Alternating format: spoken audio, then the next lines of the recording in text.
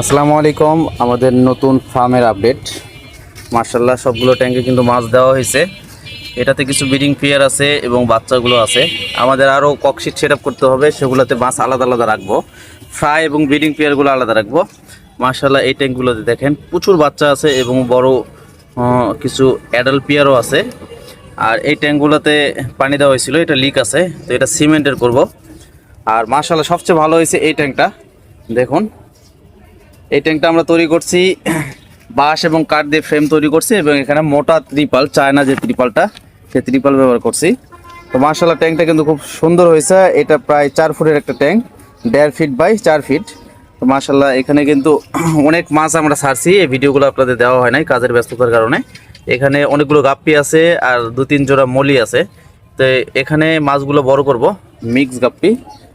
আর আরও cork sheet set up করা হয়েছে, এখানেও মাছ দেওয়া হবে। আরও ককশিট আছে এখানে, এগুলো আমরা রেডি করব এখানে ফাঁকা জায়গায়। তো সবশেষ আপডেট এটাই।